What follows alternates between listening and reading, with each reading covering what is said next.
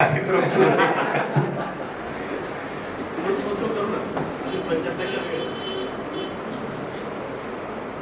आजचे ज्यांच्या नावाने आज पुरस्कार दिला जातो ते क्रांतिकारी कवी दिनकरराव साळवे यांच्या जीवन कार्याला प्रथम अभिवादन.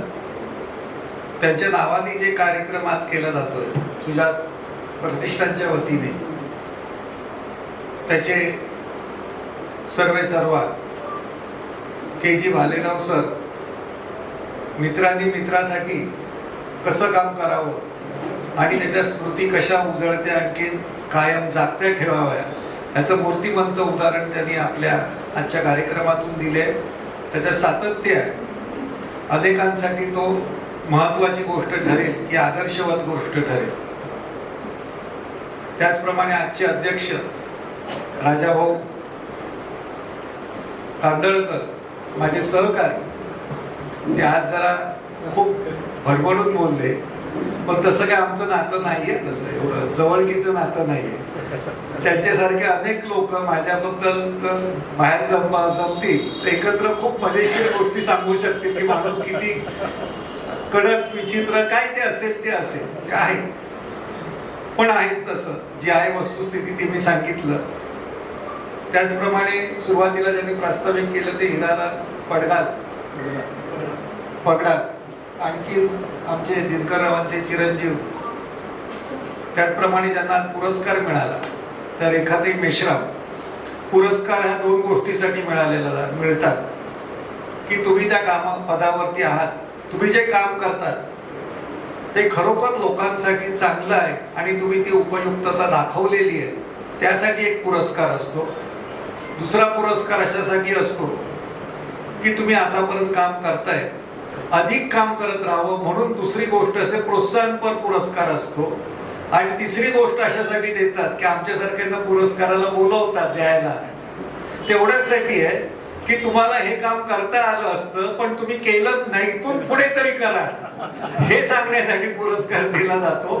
ताईंना पहिल्या दोन गोष्टींसाठी पुरस्कार दिलेला आहे म्हणून त्यांचं खास अभिनंदन. एक तर रमाई मासिक तर मी तर पाहिलेलंच आहे, पहिल्या अंकापासून मला वाटतं त्या पाठवतही होत्या, नंतर मी मागून पण घेतलं. आणि मला असं वाटलं की औरंगाबाद सारख्या ठिकाणी राहून जे आता छत्रपती नगर आहे तिथून त्या काम करतात, प्राध्यापिका आहेत, म्हणजे आपले शनिवार रविवारी भाषण ठोकणारे प्राध्यापक नाही आहेत ते. हे 24 तासाचं काम असतं आणि किती त्रासाचं असतं ते मला माहिती आहे की प्रत्येक गोष्ट आपल्या समोर येते तेव्हा ती चांगली वाटते आणि आपण जेव्हा त्याचं संपादन करत राहतो तेव्हा वाटतं ह्याच्यापेक्षा अजून त्या माणसाला सांगता आलं असतं, तुम्ही लिहिता आलं असतं. ते तोडमोड केलेलं आवडत नाही. संपादकाचा धंदा हा स्टो रिपेअर सारखा असतो. तुम्ही ते स्टो आले पूर्वी बर्नल बदलायचे, कोणाची वायसर तुटलेली असायची, सायडर लावायचे असायचे, म्हणजे त्याच्या हाताला सगळं काळं लागायचं, तुमचा स्टो नीट करून द्यायचा. पण तो काय सांगणार घेणारा की ते मी खूप लिहिलं होतं, मॅडमनीच कापून टाकलं. हे मला अपेक्षितच नव्हतं. हे सगळ्यांना आपल्याला अनुभव आहे. त्या संपादन ही एक वेगळी कला आहे, आर्ट आहे आणि तो स्वतःहून स्वतःसाठी घेतलेला त्रास आहे. तो हे सहज होत नाही. पत्रकारिता हा वेगळा विषय आहे आणि संपादन करणं हा पूर्णतः वेगळा विषय आहे. ते सगळं जमवायचं, सादर करायचं, विषयाशी प्रामाणिक राहायचं, त्या चौकटीत बसवायचं, आजूबाजूच्या लेखांमध्ये त्या लेखाचं महत्व आहे हे ठसवून द्यायचं. ह्या प्रत्येक गोष्ट करणं हे खूप कठीण आहे आणि त्रासदायक काम आहे. ते निरंतर म्हणजे चांगलं झालं तर तो लेखक सांगणार की ते माझंच आहे, वाईट झालं तर सांगणार की कमी अधिक ते संपादकांनी कापून दिलं, मला खूपच लिहायचं होतं, असं त्यांना अनुभव आलेला असेल. ते 16 वर्ष काम करतायत, ते अजून काम करतील. पण मी मनापासून सांगतो की तुम्हाला जोपर्यंत आनंद त्याच्यातला मिळतो तोपर्यंत तुम्ही ते काम करा. लोक सांगत असतात तुम आगे बढो हम तुम्हारे साथ है, पुढे गेले तर लक्ष देतं, बाकी काय नसतं. तर तुम्हाला जेव्हा थांबावंसं वाटेल, आपलं अंतर्मन सांगतं आता थांबा. माझी 60 झाली, 60 वर्ष झाली, 25 वर्षीय चित्र राजाभाऊंना माहिती असेल, माझी चित्रलेखाची 25 वर्ष 2015 मध्ये झाली आणि तो मालकाला मी राजीनामा देऊन टाकला होता की म्हटलं मला नाही काम करायचंय, खूप झालं. नंतर तो 60 झाली, 60 नंतर तो त्यावेळी कोरोना होता, 5 एक अंक करा, छापून आल्यानंतर चालू ठेवा. करत करत 150 अंक काढले. तीनदा मी सांगितलं की मला नाही काम करायचंय. आणि नंतर असं वाटलं की आपण थांबलं पाहिजे. कोणीतरी आपल्याला थांबा सांगायच्या आधी आपण जर थांबलो ना तर लोकांना शेवटपर्यंत हवेशी वाटतं. चित्रलेखा संपून 3 वर्ष झाली आहे. आता मी काही संपादक पण नाहीये, तरी लोक आज त्या चित्रलेखाची आठवण काढतात ना, हेच तुमच्या कामाचं खरं यश असतं. आणि ह्याची डोळा ह्याची आपण पाहायचं असतं की आपण हे म्हणत, लोक सांगतात की ते चालू ठेवलं पाहिजे होतं. मग केसेस अंगावरती काही तू घेतल्या असत्या? तू काय वकील पुरवला असता? तू काय गोळ्या खाल्ल्या असत्या? तू काय शिवाय खाल्ल्या असतं? नाही. तेव्हा मग कोणाच्या घरी मयत असतं, कोणाच्या घरी लग्न असतं, कोणाच्या घरी वारसं असतं. तेव्हा कोणी कामाला येत नाही. आपल्याला जोपर्यंत वाटतं आनंद तोपर्यंत तो घ्यावा. आणखी त्या पद्धतीने तुम्ही आनंद घ्याल असं मला नक्की वाटतं. त्याचं प्रेशर घेऊ नका की सुरू काय कधी करता येतं, पण थांबणं हे खूप अशक्य असतं. आणि ते ज्याला कळतं की नाही, तो आपलं स्वतः केलेलं काम पुढे पाहू शकतो. ह्या पद्धतीने तुम्ही जा. म्हणजे याचा अर्थ ते माझ्यासारखं त्या मालकाने आताही 3दा सांगितलं, गेल्या 3 वर्षात 4 वेळेला. आता रेस्ट झालं असेल तर आपण परत सुरू करूया. मी म्हटलं की मला नाही करायचंय ना, ते आपल्याला नाही रेंगाळायचंय. आधीच गेलो असतो केव्हा तरी. आपण जगणं म्हणजे काय, माणसाचं जगणं म्हणजे काय. आपण म्हणतो मी असा जगतो तसा जगतो. आपण जगत नसतो, आपण मरण टाळत असतो, म्हणून जगत असतो. आपल्याकडे मरण टाळण्याची एक कला आहे. मग जाताना रस्ता नीट क्रॉस करावा, आपल्या स्वतःच्या जीवाची काळजी घ्यावी, विचारांची काळजी घ्यावी. आणि आपण टिकून राहतो. म्हणजे हासे सर पण सांगत असतील, रोजचा अंक काढणं हे खूप कटकटीचं असतं. अपमान करावा लागतो. 4 लोक चांगली येतात, 4 लोक वाईट बोलतात आपले. आणि पत्रकार तर सोपी गोष्ट आहे ना, संपादक पत्रकार सगळे चाय बिस्कुट वाले असं समजतात, जसे कायच्या बापजादांनी हे धंदे केलेले होते. आज आपल्या समाजातली लोक आल्यानंतर 33 क्षेत्र अशी कमी कमी होत गेली. त्यामुळे काहींना पुरस्कार मिळाला असं म्हणतात लोक की ज्यांच्या हस्ते मिळाला. तर मला असं वाटतं त्यांच्या माझ्यामुळे त्यांना पुरस्कार दिल्यामुळे माझे हात अधिक बळकट झाले. माझ्या हस्ते दिल्यामुळे आणि आमच्या विचारांचे पण हात बळकट झालेले. मी ताईंना असं विचारलं मगाशी की मला माहिती होतं की ते चुकणार नाही, पण तरी सुद्धा खात्री करून घेतली की तुम्ही तुमच्या मासिकावरती, रमाई मासिकावरती संपादक म्हणूनच लिहितात का? संपादक रेखा मेश्राम म्हणूनच लिहितात का? तर ताईने हो म्हटलं. तर त्याने कुतूहल वाटलं असेल, असं का बोलले असतील. म्हटलं सहज पण अनाहूतपणे का होईना, किंवा तसंही असेल, पण तुम्ही योग्य तेच लिहिलेलं आहे. कारण संपादक आणि कुठल्याही पदाला स्त्रीलिंग आणि पुल्लिंग असं नसतं, लिंगभेद नसतो. आपल्याकडे हा शिक्षक आणि ती शिक्षिका असं काही नाहीये. सगळे शिक्षक आहेत, सगळेच खरे कवी आहे. मग कवी, कवयित्री, प्राध्यापक, प्राध्यापिका, इन्स्पेक्टर बोलत नाही, अजून सगळे इन्स्पेक्टरच बोलतात. हे आपण कसं जायचं असतं, तर संत ज्ञानेश्वर, संत तुकाराम आणि संत जनाबाई सुद्धा आत्म्याच्या लेवलला ही गेलेली माणसं, पण त्यांच्यामध्ये लिंगभेद नसतो. आणि कुठल्याही ज्ञानाच्या क्षेत्रामध्ये लिंगभेद नसता कामा नये. वैज्ञानिक आणि वैज्ञानिका म्हणजे तुम्ही मधुमात ऍक्सेप्ट करतात असे ते खोट्या गोष्टी आपण करतो. इथपासून त्यांची सुरुवात आहे. त्यांनी जाणीवपूर्वकच ते काम केलेलं आहे. तर हे काम आपण लक्षात घेतल्यानंतर माणसाचं महत्व लक्षात येतं. ते जे 15-16 वर्षाचे, आज 16 वर्षाचे काम करतात, अत्यंत कष्टदायक काम असेल. संपूर्ण घराला तुम्ही दावणीला बांधलं असेल, खूप त्रास होतो, पण त्या सहन करतात. एक कल्पनेतलं पाखरू आहे माझ्या डोक्यामध्ये. ते पाखरू आहे, ते स्वतः काटेरी झाडाला अडकवून घेतं आणि तो काटेरी झाडाला उलट अडकवतं आणि उरात ते काटे ते रुपवून घेतं आणि जितके काटे आत जातात तितकं त्याच्या तोंडातून अधिक चांगलं सुरेल असं गाणं निघतं. मला असं वाटतं त्यांनी ते काम केलेलं आहे. हासे सर सुद्धा तेच काम करतायत. अजून सगळे आपले लोक आहेत, आपले भालेराव आहेत, किंवा आपले पडगाल सर आहेत, किंवा बाकीचे, किंवा दिनकर भाऊ आहेत. ह्या सगळ्यांनी स्वतःहून ते स्वीकारलेलं आहे. आम्हाला काटे खुपसून का घ्यायचे, तर आमच्या तोंडातून सुरेल गाणं, मानवतेचं गाणं यावं, समतेचं गाणं यावं, सौजन्याचं गाणं यावं, ह्यासाठी आम्ही घेतलेला त्रास आहे. कारण हे नाही तर आम्ही खूप कामं करू शकलो असतो. दिनकररावांनी तर ते त्यांच्या ह्याच्यामध्ये हुकमत इतकी होती, त्यांच्या काव्यामध्ये आणि त्यांच्या कलात्मक गुणांमध्ये. ते उत्तम शाहीर होते, काव्य होते, सादर करायचे, पथकं होती त्यांची. त्यांनी दुसरं काम केलं असतं पैसे कमावण्यासाठी. कदाचित त्यांच्या मुलांना राग पण येत असतील, पण असं समजू नका. कॉपी रायटिंग केलं असतं, पैसे मिळवले असते, बंगले झाले असते, पण आज माणूस गेल्यानंतर इतकी माणसं समोर येण्याचं भाग्य तुम्हाला दिसलं नसतं. ही खरी संपत्ती आहे, ही विचारांची संपत्ती आहे. म्हणजे आम्ही जरी किती सांगितलं तरी मला माहिती आहे की घरच्या लोकांना तो त्रासच असतो आणि स्वाभाविक आहे. जे जिजाऊ आपण सांगतो, आपल्या जिजा सांगतो आपण तुकाराम महाराजांची, तिला तो त्रासच होता ना. नवरा संत लोकांसाठी, तिच्यासाठी नवरा बायकोंचं नातं होतं ना. ते रोजच्या खाण्याशी जगण्याशी त्यांचं नातं होतं. ते करण्याचं काम आमचे संपादक मंडळी किंवा रेखाताई सुद्धा करतात. त्यांना पुढच्या कामासाठी आपण शुभेच्छा देऊ. आता वास्तवाकडे वळू. वास्तवामध्ये आपल्याला खूप काही बोलण्यासारखं आहे, सांगण्यासारखं आहे. इराण इराक युद्ध आहे, आपला इराक आणखी अमेरिका इस्रायल युद्ध आहे. पण मला वाटतं या बाहेरच्या युद्धांना बघायला लष्कर आहे, विचारवंत आहे. मी विचारवंत नाहीये, सतत हे म्हणतात. विचार करायला भाग पाडणारा एवढा नक्की आहे.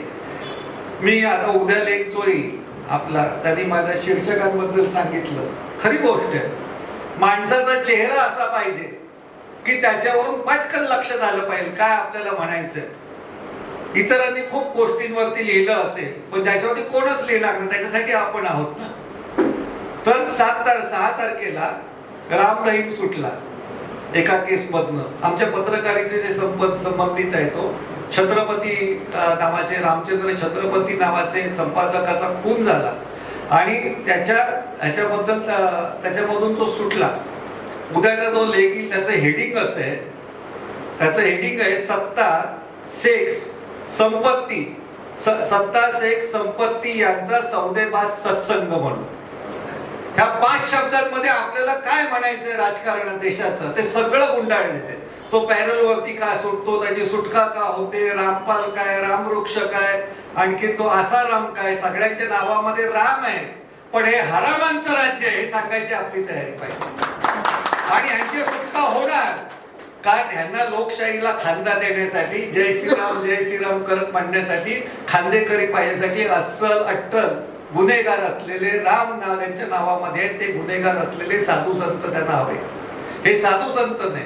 साधू म्हणजे कोण? जोपर्यंत सापडत नाही तोपर्यंत तो साधू असतो, नाहीतर ते हरामखोर संधी साधूच असतात. ते सापडत नाही. तुकारामांचं वाक्य आहे, ऐसे कैसे झाले भोंदू, कर्म करोनी म्हणती साधू. म्हणजे त्यांनी पहिलं काय सांगितलं असं नाही लिहिले त्यांनी, ऐसे कैसे झाले भोंदू, कर्म करोनी होती भोंदू असं नाही म्हटलेले. ऐसे कैसे झाले साधू, कर्म करोनी होती भोंदू. त्यांनी काय सांगितलं, ऐसे कैसे झाले भोंदू, कर्म करोनी म्हणती साधू. म्हणजे मुळात भोंदूच असतात आणि साधू म्हणून मिरवत असतात. ते त्यांचा सत्संग काय तो असणार, पण त्याच्या ताकदीवरती आज देशाची सत्ता त्यांनी मिळवलेली आहे, धर्माची गुंगी त्यांनी दिलेली आहे आणि प्रचंड ताकदीवरती ते काम करतात. आम्ही जे 30 वर्ष हेच सांगत आलो. आपण आर्थिक घोटाळे सांगतो, बाकीच्या सगळ्या गोष्टी सांगतो, पण त्याच्यात लपायचे छपायचे सगळे जे हे आश्रम आहेत, ज्या त्यांच्या संस्था आहेत, हे त्यांचे अड्डे होते ना, सत्संगाच्या नावाने उभे केलेले. समाजामध्ये एकदम कसं आलं सत्संगाचं पीक, अध्यात्माचं पीक, ते आपल्या जागी ठीक आहे, पण एकदम कसं आलं, हत्यारं कसं बनलं. म्हणजे तुकारामांचं आपण शिंदेसाहेब नाटक तुम्ही पण करता. आज तिथे आपले सदानंद मोरे तुकारामाचे 10वे का 11वे वंशज आहे. वंशज कोणाला म्हणायचं, त्याच्यामध्ये तशी कृती असते त्याला. ते जर नसेल तर कसले वंशज. आपण विचाराचे पाईक आहोत. आपल्याकडे शाहू फुले आंबेडकर ह्यांच्या आपण प्रॉपर्टीचे मालक नाहीये, आपण त्यांच्या विचारांचे मालक आहोत, त्यांच्या विचारांचे काय म्हणतात चालक आहोत, वारस आहोत. आणि कायम लक्षात ठेवा, रक्तांच्या नात्यापेक्षा विचारांची नाती अत्यंत भक्कम आणि मजबूत असतात आणि ती आपण मजबूत केली पाहिजे. रक्तांची नाती तकलादू असतात, ते फक्त प्रॉपर्टी पुरतं असतील. आज तिथे देहूला तुकारामांचं गाथा मंदिर उभं केलेलं आहे. त्या गाथा मंदिर उभं केलंय, त्याच्यामध्ये 4070 त्यांच्या ओव्या आहेत. त्या संगमरवरी दगडावरती लिहिलेलं आहे. ते संपूर्ण RSSच्या ताब्यामध्ये आहे. आम्ही ते असताना 2018 मध्ये मी लिहिलेले आहे. त्याच्यामध्ये तुकारामांचे अवतार असलेले म्युरल्स आहेत, जे भास्कर हांडे जे आहेत आपले चित्रकार आंतरराष्ट्रीय. त्याच्यानंतर त्यांच्या डोक्यात आलं की हे आपण चुकीचं केलं. ठीक आहे, उशिरा का होईना पण आलं, हे लक्षात महत्वाचं आलं. त्याच्यामध्ये तुकारामांचे अवतार दिलेले. त्या संपूर्ण घुमट्यामध्ये द्वापार युगामध्ये तुकाराम काय होते, ते अंगद कसे होते, अमुक कसे होते, आणि आता कलियुगामध्ये तुकाराम जे अवतार आहेत ना, ते नामदेवाचे अवतार कसे, म्हणजे एकाच युगामध्ये दोनदा अवतार घेतला. असली थोतांड तिथे आहे जिथे तुकारामाने अवतार मानला नाही, तिथे त्यांनी देवळामध्ये घुसवलं. ते सदानंद मोरेंना दिसत नाही. तिथे त्यांनी तिकडे एक तुकाराम महाराज संकुल आहे, हॉल आहे, आणि त्याच्यामध्ये दुसरी पाटी लागलेली आहे रामदास स्वामी साधनागृह. तिथे त्यांनी दासबोध आणि सामचा हे घुसवलेलं आहे की ज्याचा त्याचा काही संबंधच नाही. तुकारामांची गाथा मंबाजीने बुडवली. तुकारामांची गाथा जर मंबाजीने बुडवली असेल तर त्याच मंबाजीला समकालीन असलेला रामदासाचा दासबोध बुडवावा असा का नाही वाटला? कारण त्याची जात आडवी आली. हे आपल्याला सांगता आलं पाहिजे तर आपण खरे तुकारामांचे वारस आहोत. ह्यांनी अध्यात्माची गुंगी देऊन इकडच्या शेडजींना लोकांना लुटण्यासाठी पूर्ण संधी दिलेली आहे. एका भटशाहीने इकडे धर्मवादाची भक्तिवादाची गुंगी द्यायची आणि त्याच वेळी दुसऱ्या बाजूला अंबानी अदानी अजून तमुक आहे त्यांनी खिशे कापत राहायचे. हे यांचे पूर्ण आता झालेले उद्योग आहे. ह्याच्या विरोधात लढायचं कसं? मला वाटतं लढलं तर पाहिजेच. आपण सत्यशोधक आहे म्हणतो. मी नेहमी सांगतो की सत्यशोधक आपण नाही. आपल्याला सत्य शोधायची गरज नाही. सत्य लपवता येतं, दडवता येतं, पण सत्य संपवता येत नाही. सत्यावरती संधीचा थोडा जरी प्रकाश पडला तर ते सत्य आसमंत उजळून टाकतं. इतकी ताकद त्या सत्याची असते.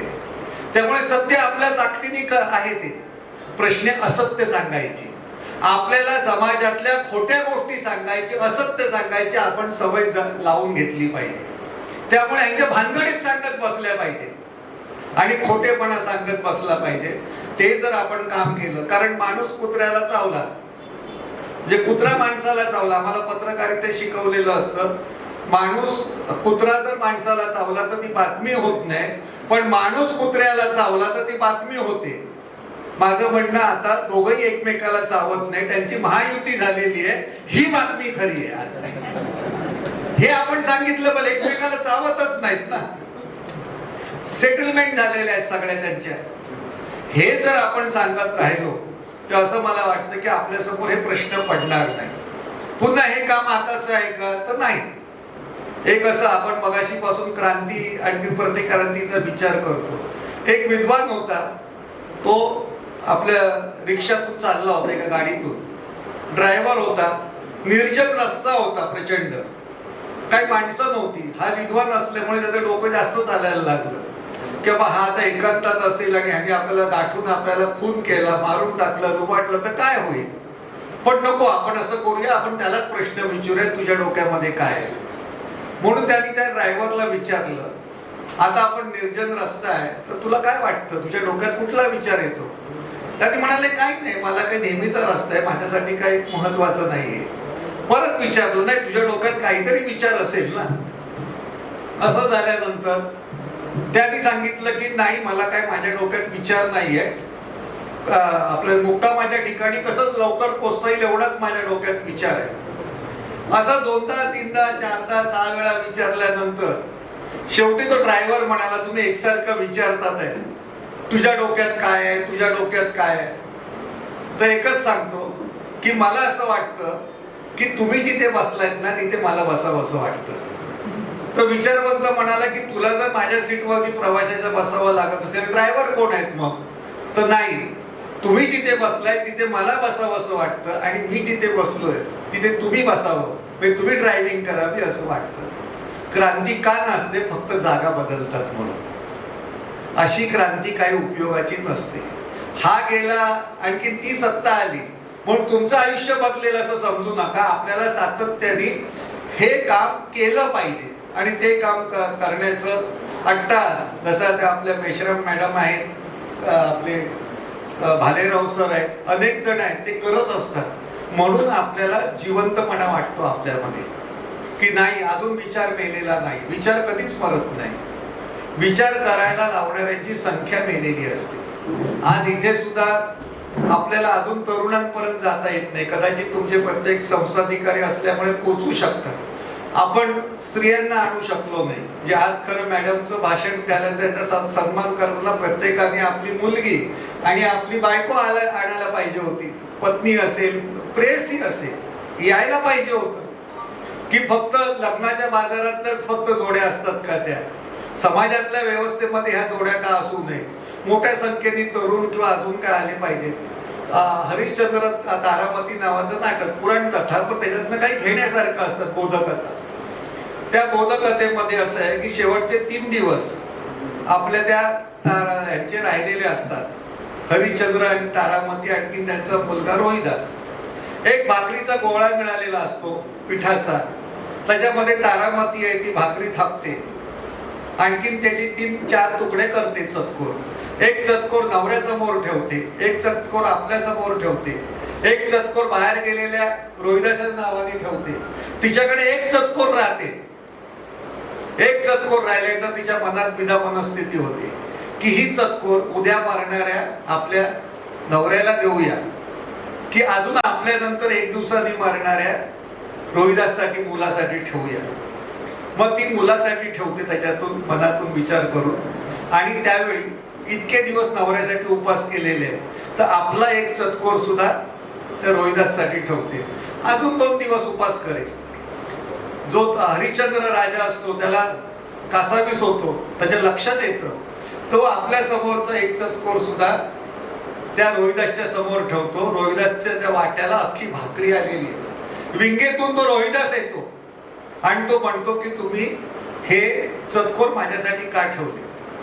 माझ्या पोटाची काळजी तुम्हाला वाटते ना, की उद्या तुम्ही मरणार, परवा आई जाणार, नंतर मला कोण खायला घालणार 2 दिवस, म्हणून तुम्ही तुमच्या माझ्यासाठी भाकरी ठेवली. तू माझ्या स्वाभिमानाचा तुम्ही विचार कधी करणार आहे?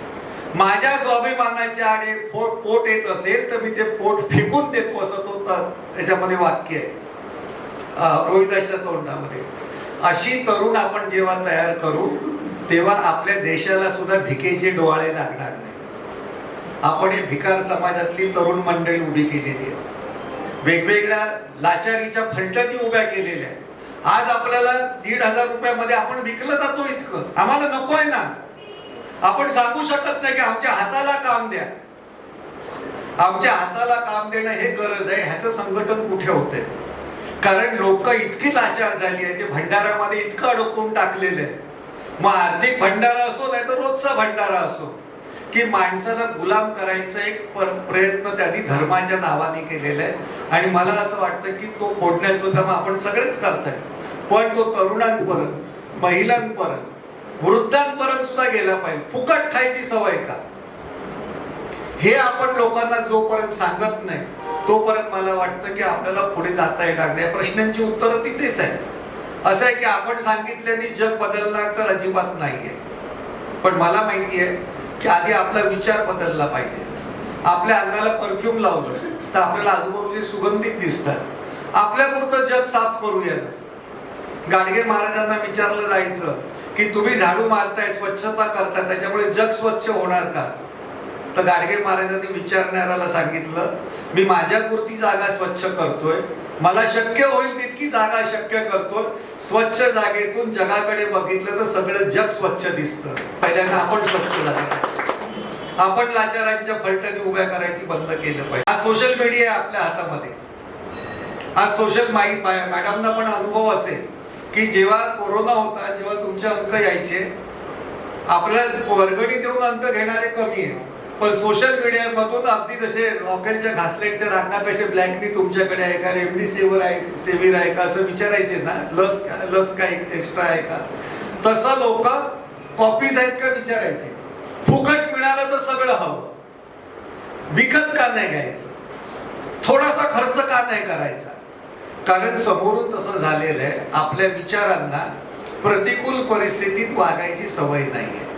हसते परसते कोणाची तरी मदत घेऊन आपण करतो. ह्याच्या उलट आज जो सत्ताधीश झालेला जो वर्ग आहे किंवा विचार आहे, त्या लोकांनी प्रचंड प्रतिकूल परिस्थितीमध्ये काम केलेलं आहे आणि त्याच्यामध्ये काय लबाड्या आहेत त्या सगळ्या केल्या त्यांनी. तुम्हाला विश्वासात घेतलं म्हणून सगळ्या साखर कारखान्याचे काही काळ असे मध्ये होते, 80 ते 90 बघितले असेल, 70 ते 90 पर्यंत सगळ्या साखर कारखान्याचे चेअरमन हे सगळे RSS शी संबंधित कसे होते, त्यांना यांनी नंगे करून ठेवलं ना. नंतर ह्यांच्याचकडे फायली होत्या ना. आपण कुठच्या पद्धतीने कुठली माणसं उभी करतो.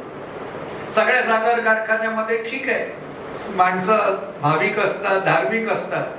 सगळे कारखान्याच्या दारावरती देवळं कशी उभी राहिली, कोणी केली ती? हे सगळं आपल्या डोळ्यात एकच झालेलं आहे. अगदी कम्युनिस्टांच्या साखर कारखान्याच्या दारामध्ये सुद्धा देवळ मी बघितलेलं आहे आणि सांगितलेलं 80-90 वर्षाचे कम्युनिस्ट नेते जाताना, जाऊ आपला तो देऊळ आहे, तो गणपती आहे, तो पावतो, छान आहे. हे का बदल झाला? कोणी आपल्याला भरीस पाडलं?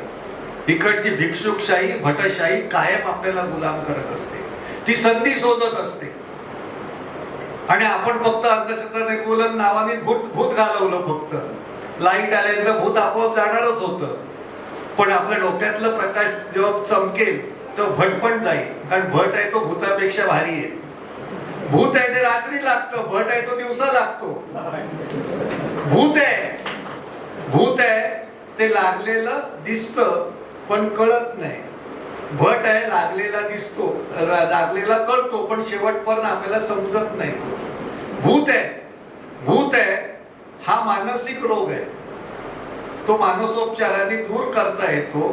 भट आहे तो सामाजिक, धार्मिक आणि राजकीय रोग आहे, तो आपल्या डोक्यातून जाळून खाकच केला पाहिजे, तर आपल्याला बदल करता येईल. नाहीतर आपल्याला ह्याच्यात काही बदल करता येणार नाही. या फक्त गुंगीची औषधं बदलली जाणार. कोरोनिल सारखं औषध तो रामदेव बाबांनी लॉन्च केलं कोरोनाच्या काळामध्ये. तुमचे गडकरी होते तिथे, आरोग्य मंत्री होते, 4 मंत्र्यांच्या केंद्रीय उपस्थितीमध्ये त्यांनी औषधाचं लॉन्चिंग केलं. 4000 कोटीचा धंदा केला आणि ते औषध खोटं निघालं. सुप्रीम कोर्टामध्ये सांगितलं हे बोगस औषध आहे, पण तरी सुद्धा ते देणारा रामदेव बाबा अजून जिवंत आहे. तो रामदेव बाबा अजून लोकांना गुरु सारखा वाटतो. आपण हे बदलू शकत का नाही? तो मुळावरती घाव घातला पाहिजे. तुकोबांनी घातला, पण तुकोबा सांगतात, जे करीती गुरु गुरु भोवती भारू शिष्यांचा.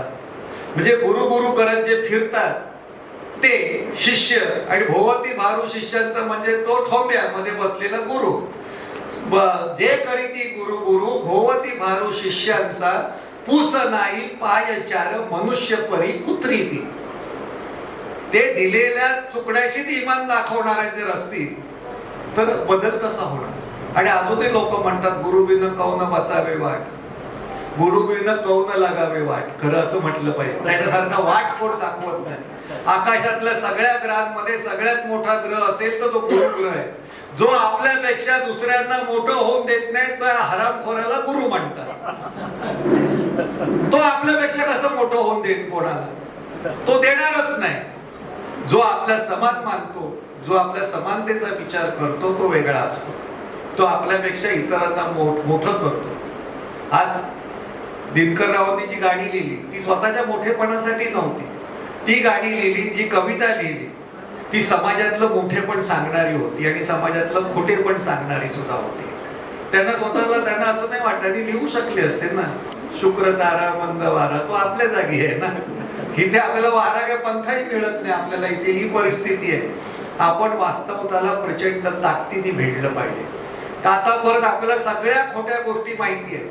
महात्मा फुलेंपासून सगळ्यांनी सांगितले देव बिव नावाची कल्पना नाहीये, तरी सुद्धा आता नवीन नवीन देव आणून आपल्याला फसवलं जातं, फसगत केली जाते. तुमच्या ज्या चळवळी आहेत त्या सगळ्या मोडकळी सांगण्यात जातात. लिहिणारी पोरं सुद्धा लिहिताना पहिल्यांदा श्री लिहितात, आणखी पुढे लिहितात आणि हिंमत होत नाही त्यांना लिहिलेला कागद फाडायची, कारण श्री लिहिलेला आहे ना. पेपर वरती पण आता पेपर गणपतीचे फोटो टाकून पेपर विकत असेल तर पोरांना वापरायला कशा दुसऱ्या दिवशी देणार होते?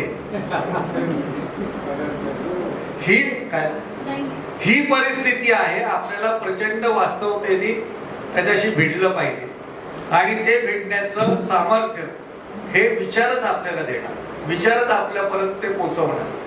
भय निघून गेलं पाहिजे. एक माणूस होता, शिकवलेलं असतं की कोणी बोलू नका विरोधात. आता जी परिस्थिती आहे ती केलं की आतमध्ये टाकलं जातील, तुमच्यावरती हल्ले होतील. वाईट इतकंच वाटतं की हल्ले करणारे सुद्धा आपलेच असतात, जे आपल्या विचाराचे लाभार्थी आहेत. महात्मा फुले, शाहू फुले, आंबेडकर यांच्या विचारांचे लाभार्थी आहेत. त्यांच्यातनं ज्या शाळा कॉलेजेस निर्माण झाली, तुमचे जे थोरातांनी खूप काम केलेलं आहे. त्याच्या आधी बाजूला बीडला जर गेला तर जगदाळे गुरुजी आहेत, शांताबाई दाणी आहेत तिथे. तुमच्या इथे रयत शिक्षण संस्थेचे भाऊराव पाटील आहे, पंजाबराव देशमुख आहेत. ह्यांचे विचार कुठले होते? यांनी ज्या विचारांनी काम केलं त्याचे लाभार्थी होते. त्याचं आपल्याला दुःख आहे ते आपल्याला हँडल नीट करता आलं पाहिजे.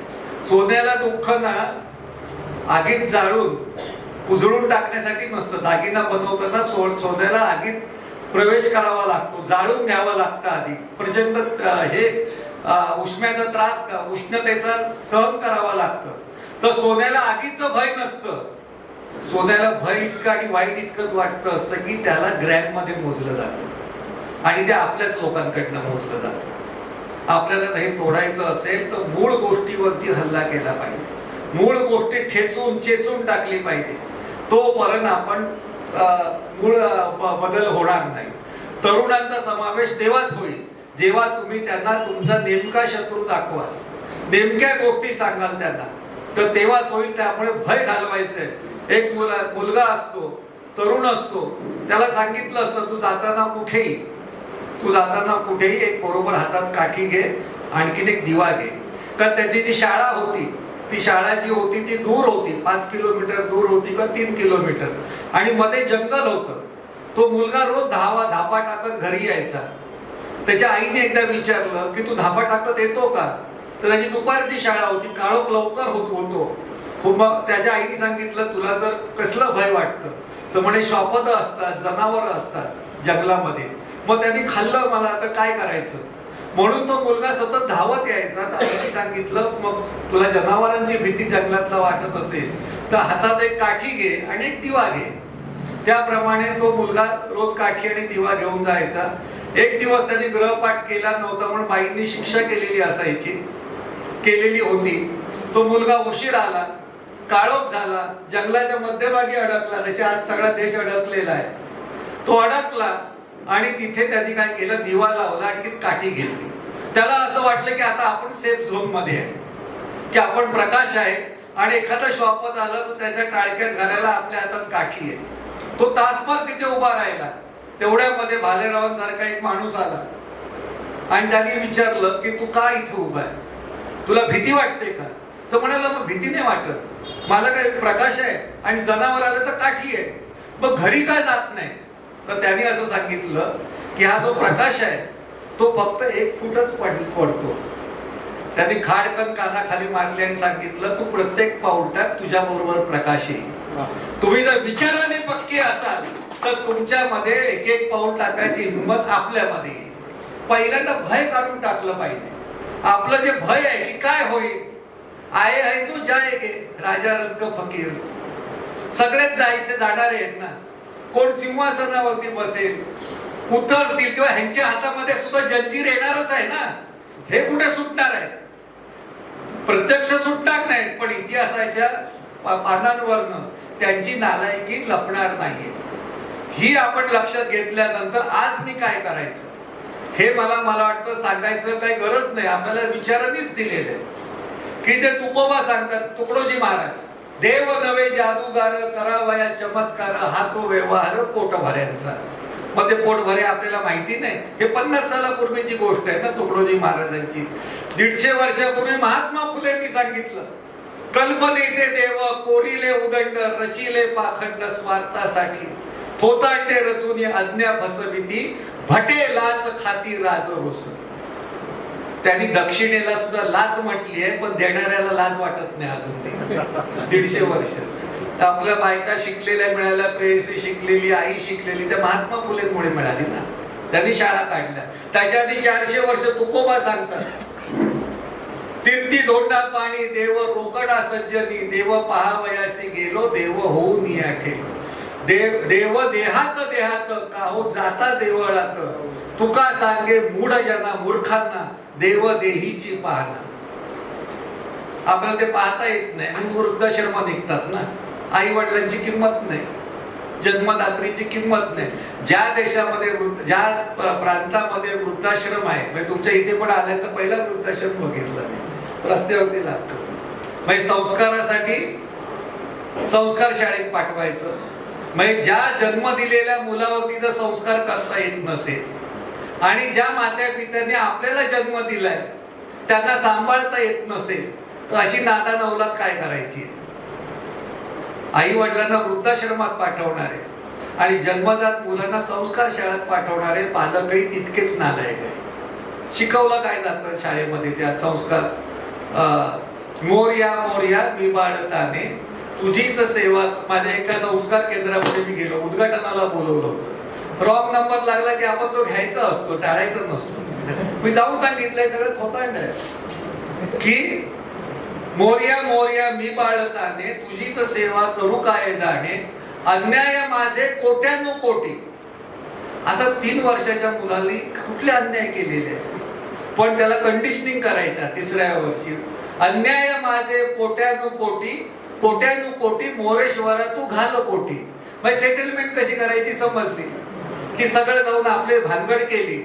छोटी भानगड असेल तर आपलं शिर्डीला गेलं की भानगडी मिटते, पदयात्रा बाबा का बुलावा. मोठी भानगड असेल तर गजानन महाराजांकडे जायचं. मर्डरची हाफ मर्डरची केस असेल तर आंगणेवाडी जत्रेला जायचं. आणि फुल मर्डरची केस असेल आणि प्रचंड मोठा लोचा असेल तर एकदम तिरुपती बालाजीला जायचं. पोलीस पकडतात तिथे. पोलिसांनी सांगितलेल्या 1 वर्षामध्ये तो माणूस बरोबर सापडतो, कुठेतरी मिळणार, फरार होऊन जाईल कुठे. तर देव इतकं छान काम करतो ना, त्यांना माहिती आहे. हे आपण जर केलं, समजून घेतलं. त्याच्या आधी 800 वर्ष, त्याच्या आधी 800 वर्ष कबीर सांगतात, जत्रा में फतरा बिटाया तीरथ बनाया पानी, दुनिया भई दिवानी, दुनिया भई दिवानी पैसे की धुल्लानी. माणसाकडे पैसा आला की माणसाला पहिल्यांदा धार्मिक बनवावं असं वाटतं. आणि माणूस धार्मिक जितका जितका धार्मिक तितका बदमाश असतो. काय लक्षात ठेवा. तुकोबांनी सांगितलंय की टोपी टिळा माळा हे तो देवाचे गबाळे. म्हणून हिंदू हृदय सम्राटांचे वडील सांगतात, प्रबोधनकार ठाकरे, की ही सगळी पोथी पुराण आहे ती शौचकूपात फेकून देण्याच्या लायकीची. त्यांनी तसं लिहिलेलं आहे, देव देवळे भटी सापळे घातक झाले देशा, तोडून टाका मोडून पाडा वाचवा देशाच्या नाशा. हे जर आपल्याला 30 वर्षापूर्वी त्यांच्या मुलालाच कळलं असतं, हिंदू हृदय सम्राटाला, तर ही वेळ आली नसती ना देशावरती. आपल्याला त्यावेळी ते दाखवता आलं नाही. माझ्या बाजूने केलं, मी ते दाखवलं त्यावेळी. हे उशिरा नाही. आपल्या अजूनही बोलत नाही लोक, घाबरता कशाला. एकदा काठी फेकून द्या ना. तुम्ही एकदा नीट काठी शिवाय चालू शकतो आपण, दाखवून द्या ना. तुम्ही जर ह्यांनी तर धर्माच्या नावाने फत्तरी देव देवतांचं स्तोम वाजवलं असेल, कधी मुसलमानांचं हे दाखवायचं, कधी दलितांचं दाखवायचं, अजून कोणाकोणाचं दाखवायचं, समाजामध्ये तेढी निर्माण करायची जर असेल तर आपल्याला त्याच्या विरोधात गेलं पाहिजे. अशा वेळी आर्थिक भाग काय आहे, कोणाचं किती नुकसान होतंय ते होणारच आहे ना, कारण त्याला ते सगळे सामील झालेले आहेत. माणसाच्या गरिबी वाईट आहे, पण गरिबी कवटाळून बसणं सुद्धा त्याच्याहून वाईट आहे. आपल्याला त्याच्यातून फोडून बाहेर फेकून देता का येत नाही, तर ते आलं पाहिजे. त्यासाठी आपल्या सगळ्यांचा आटापिटा असतो. दिनकररावांनी पण जे काम केलेलं आहे, भालेराव जे काम करतायत, किंवा आता मॅडम जे काम करतात आहे, मूलभूत काय आहे तर लोकांच्या समोरचं थोतांड आहे ते पहिलं नष्ट करा. लोकांना खरं चित्र दिसून दे, नेमकं काय होतं. आज जवळजवळ 60 रुपयांनी गॅस वाढला तरी चीड येत नाही.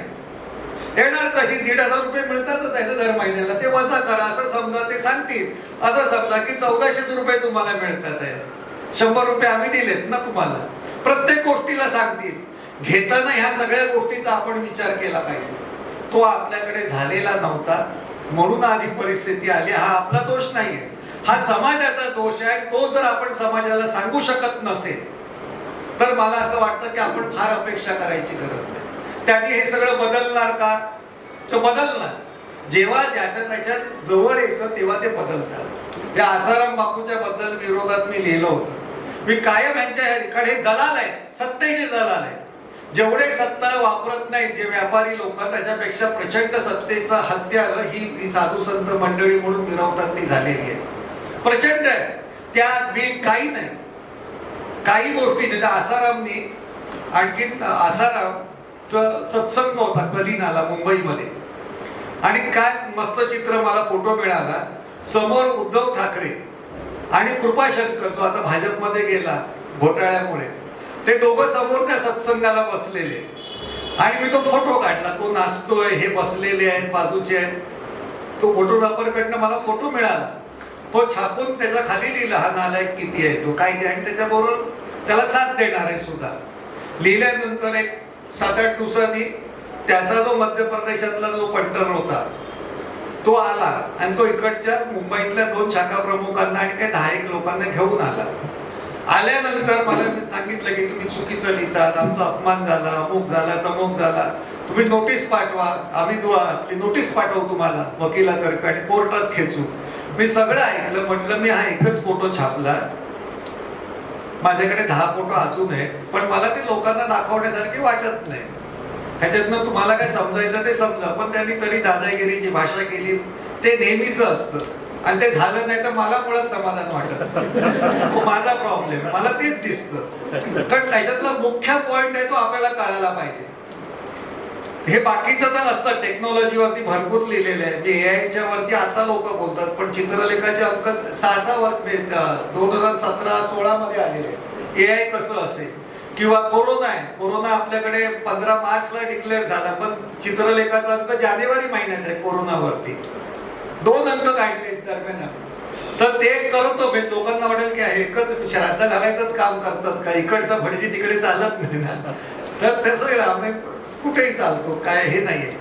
पण त्याला सांगितल्यानंतर पटत नव्हतं. 2 महिन्यानंतर, त्याच्यानंतर 2 महिन्यांनी आसारामला 2 केसमध्ये, मुलींच्या रेप केसमध्ये पकडला. तो आतमध्ये गेला. सगळ्या गोष्टी झाल्या. 6 महिन्यानंतर हा जो तो मध्य प्रदेशातला माणूस होता तो, आणखीन त्याच्याबरोबर तिकडचा स्थानिक नगरसेवक एक शिवसेनेचा, तो माझ्याकडे आला. तो एकत्र शिवसेना होती. आणि मला वाटलं की परत हे काहीतरी कटकट करणार का. मी लिहिलंच होतं आसाराम पकडला. तो पकडल्यानंतर एडिटोरियल लिहिलं होतं संपादकीय. म्हटलं त्या अनुषंगाने बोलतात तर त्यांचे चेहरे पडलेले होते. आणखीन त्या माणसाने सांगितलं की मेरी गलती हो गई. म्हटलं काय झालं तुमची गलती काय? म्हटलं असलं एखादा साधू नालायक निघाला म्हणून तुम्ही नालायक ठरत नाही. तर त्यांनी सांगितलं की नाही, माझी चूक झाली, तुम्ही माझे डोळे उघडले होते. म्हटलं काय झालं? म्हणे मी तिथून तुमच्याकडनं जाऊन जर मी पटकन ऍक्शन घेतली असती, तुमचा विचार समजून घेतला असता, तर माझ्यावरती ते अरिष्ट टळलं असतं. तर मी त्याला म्हटलं काय तुझ्यावरती केस पडली का, काय तू अडकलास का त्याच्यात काही? तर म्हणे नाहीये. त्या 2 मुलींवरती रेप केला म्हणून त्याला पकडलेलं आहे ना, त्याच्यातली एक जी मुलगी आहे ती माझी पुतणी आहे. ह्यांच्या अंगाशी जोपर्यंत येणार नाही तोपर्यंत ह्यांना समजणार नाही. त्यामुळे तुम्ही काय करायला जाल किंवा आपण काय करतो असं आपण दाखवलं ते साप चुकीचं आहे. लोकांना वास्तव इतकं या साधू संत सुधारकांनी, खरे हा ज्या सुधारकांनी साधूंनी जे काय आपल्या संतांनी जे सांगितले वारकरी संप्रदायाच्या, ते फॉलो केलं तरी खूप झालं. यांची हत्यारं गळून पडू शकतात, परंतु आपल्याला ते सांगायचं नाहीये. आपण ते धाडस करत नाही. आपण सांगायचं धाडस केलं पाहिजे. मी ते कायम धाडस केलं. आमच्या मेश्रामताई पण ते धाडस करतायत. असं धाडस आपण लोकांमध्ये रुजवणं एवढंच आपलं काम आहे. त्यांचं ते करतील. एक माणसाच्या अंगाला स्वतःला वाटलं की मी परफ्यूम लावला, त्याला जग चांगलं दिसेल, मला कधीच बिघडलेलं वाटत नाही. मी जेव्हा सोशल मीडिया बघतो किंवा बाकीचं बघतो तेव्हा असं मला वाटतं की आपले 30, 35, 38 वर्ष पत्रकारिता केली, त्याच्यातली 30 वर्ष दडपून केली, ती वाया गेली नाही. प्रचंड ताकदीने आपल्याला आपण माणसं तयार करू शकलो. खूप ताकदीने करू शकलो की जी माणसं मला माहिती पण नाहीये की ते वाचतायत कधी, बोलतायत कधी, त्याच्यावरती चर्चा कधी करतात, ती घडतात कधी. तर मला असं वाटतं की आपण त्या पद्धतीने काम केलं पाहिजे. ह्यासाठी जो इकडचा जो विचार आहे, ह्या मूळ मातीचा विचार आहे आणि ते अजूनही आपल्याकडे भारताचं जर चित्र बघितलंय तर आपण नेहमी म्हणतो लाल बाल पाल, की पंजाब, महाराष्ट्र, आणखी बंगाल. अजूनही बंगाल बदललेला नाही, त्यांच्या ताब्यात मिळालेला नाहीये. पंजाब गेलेला नाही, महाराष्ट्र आधी गेला म्हणून देश बिघडला. तर आपल्याला सुधारायचं काम तर प्रचंड केलं पाहिजे. आणखी आपल्याकडे साधन, त्याच्यासाठी विचारांची साधनं खूप आहेत, ती अत्यंत ताकदीने वापरली पाहिजे. माझं असं म्हणणं की कोणाचा तुम्ही सौजन्याचा फार विचार करू नका. आपण असं म्हणतो की बोललेलं चालेल का, आवडेल का कोणाला. तर कुसुमाग्रज आहे विवा शिरवाडकर, त्यांची ती कविता आहे बघा, रेशीम कार्डच्या मागच्या बाजूला, पिंड फुकाचे खाऊ नका, मुक्त मुक आहे ती कविता. ती 50 कडव्यांची कविता आहे. ती त्यांनी 1997 मध्ये छापून आली. महाराष्ट्र आपल्या देशाच्या 50 स्वातंत्र्य दिनानिमित्ताने स्वातंत्र्य देवीला विनवणी नावाने ती कविता आहे. त्या कवितेतलं एक कडवं आहे, सज्ज न असता, म्हणजे तुम्ही सज्ज नसाल, सज्ज न असता कुजन मातता. वाईट लोक जर मातलेली असतील, मा झालेला असेल, सज्ज न असता कुजन मातता, हत्यार हातामध्ये धरा, सौजन्याच्या बुरख्याखाली शेपूट घालून फिरू नका. इतकं त्या छानपैकी सोप्या शब्दात सांगितलं त्याने. तर मला असं वाटतं की आपल्याला शक्य आहे तितकं आपल्याला सांगायला काय हरकत आहे. तुम्ही सांगू नका, आपण सांगायची गरज नाही, पण ज्यांनी सांगितलेलं त्याचं तरी फॉरवर्ड करा, शेअर करा. त्याच्यामध्ये तो डावा, उजवा, मधला, कडवा असली काही विचार करू नका. आपल्याला त्याच्या विचाराशी घेणं देणं आहे, तेवढं फक्त फॉरवर्ड करायचंय. नाही तो पूर्ण बरोबर आपल्याच आहेत का, तो आपल्या संघटनेशी आहे का, आपल्या संस्थेशी बांधलेला आहे का, इतकी मापं काढू नका. भ्रष्ट समाजातली आपण पण भ्रष्ट लोकच आहोत. आपल्याला असं वाटतं की आपण खूप स्वच्छ आहोत, असं काही नाहीये. आपण एकाच गाडीतले प्रवासी आहोत. आपल्यापुरतं आपण आहोत, पण प्रवास जो चालवणार आहे तो भ्रष्ट आहेच ना. म्हणून आज आपल्यावरती ही परिस्थिती आली आहे पिस्टल फाईलची, युगातच आली आहे का. तो कुठे सज्जन आहे? नाही, देशातले आपण नागरिक आहोत ना. मग आपलं काहीतरी कर्तव्य आहे की नाही, की आपण पण नालायक आहोत. ह्याच्या नालायकीमुळे एवढं तरी सांगितलं आलं पाहिजे की ह्याच्यामुळे आपलं, जसं आता मुलं सांगतात अनेकदा, आई वडील नीट वागले नाही, तुमच्यामुळे आमच्यावरती ही परिस्थिती आली, बाजूचे बघा तुमच्या बरोबर होते कसे पुढे गेले. मग आपणच सांगायचं हे नादान असताना आम्ही कसे पुढे जाणार म्हणून. हे आम्ही का नाही सांगणार, पण आम्ही उलट करतो. त्यांनी रामाचं राजकारण केलं. राम आपल्या जागी आहे, तो बोधकथेतला आहे, कल्पनेतला आहे, उत्तम काय जे असेल ते त्याच्या पुरतं झालं. पण आपण तो राम दाखवतो, पण आपण रावण जागवायचा, हा मूर्खपणा झाला ना.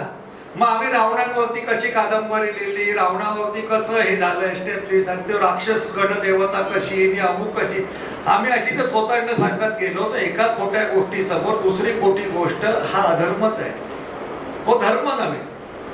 तुम्ही काही ज्या गोष्टी आहेत तर खोट्या तर खोट्याच सांगा. आपल्याला 2 हात 2 पाय 1 शिर आणि 32 दात एवढं पद झालं. हीच माणसाची जात साऱ्या जगामध्ये, दुसरं काही नाही. एवढं आपल्याला कळालं तरी खूप झालं. आपल्याला कशाला पाहिजे 10 तोंडाचा देव, काय गरज आहे का?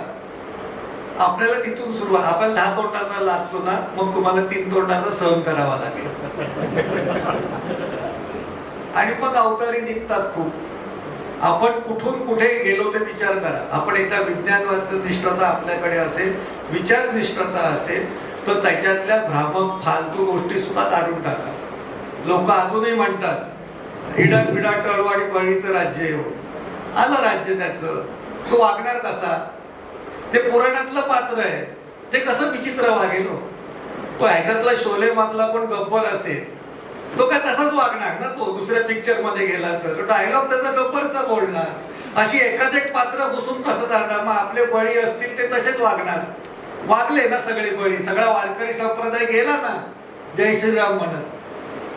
पुराणातली पात्र घेऊन वास्तवातल्या आपल्याला वर्तमानातले प्रश्न सोडवता येणार नाही. पुराणातली पात्र आपल्याच जागी. वाईट गोष्ट आहे, आपल्याला अजून माणसाच्या कथा अजून कळत नाही. अजून आपल्याला असं वाटतं की माणसाला जर काही शिकवायचं असेल तर पंचतंत्रातल्या वादसिंहाच्या गोष्टी आणि ईसपनीतीच्या गोष्टी सांगाव्या लागतात. माणसाच्या गोष्टी आपण कधी सांगणार? आणि एवढं महाराष्ट्राकडे धन आहे, मराठी भाषेमध्ये धन आहे की बाबासाहेब आंबेडकर असतील, शाहू महाराज असतील, महात्मा फुले असतील, छत्रपती शिवराय असतील, जिजाऊ असतील, रमाई असतील, सावित्रीबाई फुले असतील, अनेकांची आपण चरित्र नुसती सांगितली ती कल्पनेतल्या गोष्टी सुद्धा पेक्षा प्रखर आणखी अत्यंत बोध देणारी आहे. पण आपल्याला अजून कळत नाही ना. पण आपल्याला जर कळालं, आपण कोणी ठरवलं की कुलांचा राजा गुलाब, त्यांची काय भावकी झाली होती काय, गावकी भावकी काय जी बसते ना बैठक, कुठल्या ह्याच्यामध्ये झाली होती का प्राण्यांचा राजा सिंहच आहे, असं काही ठरलेलं नव्हतं ना. आपण आपल्या कल्पनेतून ठरवतो.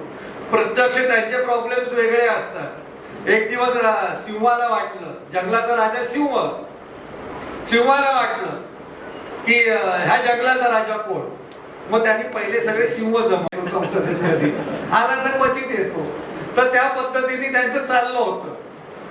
तर हरिण आलं, त्याला विचारलं नुसतं धावतोस काय, जंगलचा राजा कोण. तर म्हणते महाराज ते आहेत, ते बसले दगडावरती ते आहे. नंतर अजून उंट आला, अजून कोण बाकीचे आले, प्रत्येकाने सांगितलं जंगलाचा राजा मीच, तोच आहे.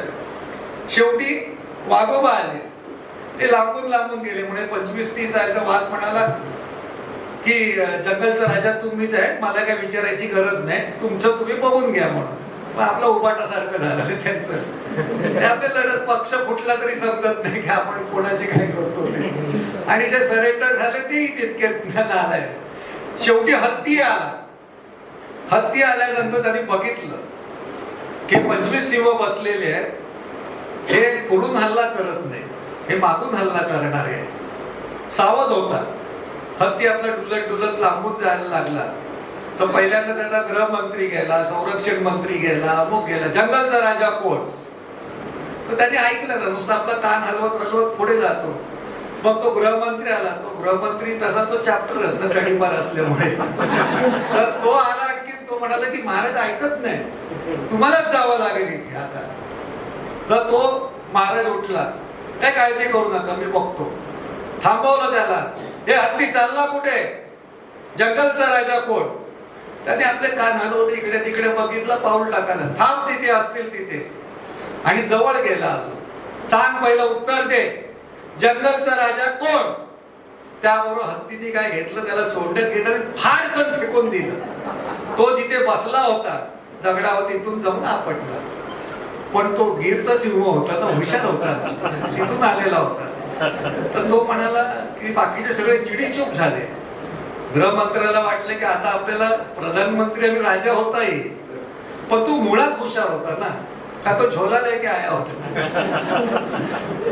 तर त्यांनी काय केलं, तो म्हणाला की हत्तीला ना अक्कल नाही, नसेल प्रश्नाचं उत्तर देतो ना, देता येत असेल तर नको देऊ, पण ही पद्धत काय उत्तर द्यायची, पण हत्ती सुधारणार नाही केव्हा. तर आपल्याला अशा पद्धतीने मारता आलं पाहिजे. कथा बनवा, कविता बनवा. दिनकररावांनी ते काम केलं, ताई पण ते काम करताय, आपल्याला पण तेच काम केलं पाहिजे. आणि ते केलं तर आपण पुढे जाऊ शकू. ह्यांचं राजे पण आपण, जो हत्ती आहे तो म्हणजे जनता. त्या जनतेने पहिल्यांदा उठाव करायचा असेल तर जनतेला आपण सक्षम केलं पाहिजे, सशक्त केलं पाहिजे, लाचारीतून गुलामीतून बाहेर काढलं पाहिजे. आणि ते जर काढलं तर आपलं काम परस्पर नीट होईल. आपल्याला जे वाटतं चांगलं असलं पाहिजे, माणसाला सन्मान मिळाला पाहिजे, समाधान मिळालं पाहिजे, त्याला असं वाटलं पाहिजे की मी जगून, माणूस म्हणून जगून लाचाराचं जीवन जगलं नाही पाहिजे, एवढीच आपली अपेक्षा आहे. हाताला काम, गरजवंताला काम आणि गुणवंताला संधी हवी आहे, ह्याच्यापेक्षा काही नको. आपले दोनच हे प्रश्न आहेत ना. आज हातालाही काम काढून घेतलं आणि गुणवंतांना संधी मिळत नाहीये. त्यांना जाती पाती कुठल्या कुठल्या पक्षाचे किडे लावून संपवलं जातं. आपल्याला जर हे बंद करायचं असेल तर आपल्याला त्या दिशेने गेलं पाहिजे. आणि ते मला असं वाटतं की अशा कार्यक्रमातून आपल्यापर्यंत पोहोचेल. तुम्हाला, तुमच्यामुळे मी इतकं बोलू शकलो, तुम्ही नसलं असं तर मी कुठे बोलू शकलो असतो. पण तुम्ही एवढ्या मोठ्या संख्येने येऊन बोलताय, ऐकताय, हेच मुळात समाधान आहे. विचाराची हीच ताकद आहे नदीचा प्रवाह जिथे असतो की नाही, जिथे सुरू होते तर छोटासा असतो तो, आणि पुढे महासागरापर्यंत जाणारा प्रचंड मोठा सागर होत असतो, त्याच्या नदीचा पाण्याचा प्रचंड लोट होत असतो, धबधबे होत असतात. हे आपल्याला माहिती नाही, पण त्या नदीचं मुख असतं त्याचं आपण पूजन केलं पाहिजे. मला वाटतं असं आजच्या घडीला दिनकररावांचं स्मरण करताना आमचे जे भालेराव सर आहेत किंवा त्यांचे जे सगळे सहकारी आहेत ते ज्या ताकदीने करतात हीच आजची गरज आहे. त्या निमित्ताने लोकांपर्यंत जाऊ आपण सगळे, आपले विचार जातील. एक चांगला हे होता, सामाजिक उत्थान करणारा, काम करणारा समाज कार्यकर्ता होता दिनकररावांसारखा. त्यांनी वेगळं वेगळं काम केलं होतं, वेगवेगळ्या क्षेत्रात काम केलं होतं. आदिवासी क्षेत्रात जाऊन प्रचंड मोठं काम केलेलं होतं. शाळा काढल्या होत्या, कॉलेजेस काढले होते, तुमचे बँका काढल्या होत्या, आणि त्यांनी संपूर्ण त्या शहर भागातला उत्कर्ष केला होता. माझ्यासारख्या पत्रकाराला वाटलं किंवा ताईंसारख्या की आपण जाऊन त्याची मुलाखत घेऊया, म्हणून तो मुलाखतीला गेला. त्यांनी बुक त्यांच्या समोर घातला आणि सांगितलं की तुम्ही काहीतरी तुमच्या कामाबद्दल सांगा. तर त्यांनी सांगितलं कामाबद्दल सांगून उपयोग काय? रोज असे 100 पत्रकार येतात, लाखो लोकांपर्यंत त्याचं माहिती जातं, पण माझ्यासारखा एकतरी माणूस निर्माण होतो का? मी खजील झालो, वाटलं की आपण काहीतरी करायला पाहिजे. म्हटलं नाही, मी करायला तयार आहे, आज पहिलं तुम्ही करा. म्हटलं मी करेन. आणि मी त्यांनी सांगितल्यानुसार वेगवेगळ्या डिपार्टमेंटमध्ये गेलो. त्यांचं ते सामाजिक होतं, शैक्षणिक होतं, आर्थिक काम होतं, तर प्रत्येक इंचार्जशी भेटलो. त्यांनी प्रचंड ताकदीने मला माहिती दिली. त्यांनी सांगितलं आम्हाला हे काम उभं राहायला 25 वर्ष लागली, पण तुम्ही आज आमच्याकडे सगळा आराखडा तयार आहे, योजनांची माहिती आहे, त्याचा लाभ घेतला तर तुम्ही 25 महिन्यामध्ये काम तयार होईल, उभं करा. ते झाल्यानंतर माझ्यामध्ये हिंमत आली आणि मी त्या माणसासमोर बसलो, दिनकररावांसमोर. ते जमिनीवरती बसले होते. आपल्या बैठका दुसऱ्या ठरवतो, आपण नाही ठरवत. आता ही सतरंजी मागेपर्यंत टाकली असती तर तुम्ही सतरंजीवरती बसला असता, सोफा टाकला असता तर सोफावरती बसला असता. सोपं काम झालेले. आता खुर्च्या तुम्ही लावायच्या, बसणाऱ्यांनी कुठे बसायचं ते त्यांनी नाही ठरवायचं, आपण ठरवायचं. ते जमिनीवरती बसले होते, मी पण जमिनीवरती बसलो आणि त्यांना सांगितलं की तुमच्यासारखं काम मी पण आता तयार करणार, निर्माण करणार. तुम्हाला 25 वर्ष लागली, मी तुमचा सहकार्य घेऊन 25 महिन्यात उभं करीन. तो म्हणाला आनंद आहे. आतापर्यंत एकाने नाही घेतलं, माझ्या 25,000 मुलाखती झाल्या, पण एकानेही अशी हिंमत दाखवली नाही. तुम्ही पत्रकार म्हणून हिंमत दाखवली, आनंद वाटला. ते म्हटलं की नाही, मी काम उभं करेन. काम उभं केल्यानंतर तुम्ही जसं तुमच्याकडे मुलाखत घ्यायला आलो तसं माझ्याकडे मुलाखत घ्यायला कोणतरी येईल. तो म्हणे आनंद आहे. मग तो आल्यानंतर मला सांगायला पाहिजे की मला दिनकररावांनी अशी एक ओळ दिली की ती ओळ आहे ती माझ्या आयुष्यात खूप महत्वाची ठरली. उपदेश म्हणा, संदेश म्हणा किंवा काही एक सुभाषित म्हणा, असं तुम्ही मला द्या की मला सांगता येईल की एक ओळ आहे ती माझ्या आयुष्यामध्ये परिवर्तन करणारी ठरली. तर त्यांनी सांगितलं मी संदेश द्यायला राजकारणी नाही, उपदेश सांगायला मी काय बुवा बापू नाहीये किंवा सत्संगवाला प्रमुख नाहीये, सच्चा डेरावाला. आणखीन एका लाईनचं काय विचार द्यायला, ज्याला मोटिवेशनल गुरु म्हणतात हल्ली, तसा मी नाहीये. तर ते मी म्हणालो की नाही नाही, मला काहीतरी मिळालं पाहिजे, तुमच्याकडनं एक काहीतरी वाक्य मिळालं पाहिजे. बराच वेळ तगादा लावल्यानंतर ते उठले. ते उठल्यानंतर मी उठलो आणि पहिलं काय केलं तर माझ्या बुडाला लागलेली माती होती ती झटकली. त्यांनी खांद्यावरती हात ठेवला आणि सांगितलं तुम्हाला उपदेश हवाय, संदेश हवाय, मोटिवेशनल 1 लाईन काहीतरी पाहिजे तुम्हाला, ते सांगतो. तुम्ही इकडची बुडाला लागलेली माती घेऊन जाऊ शकत नाही तर आमच्या लोकांची मती काय घेऊन जाणार. माझं असं झालं नाही, तुमच्या आयुष्यात असं होऊन देऊ नका. धन्यवाद. नमस्कार.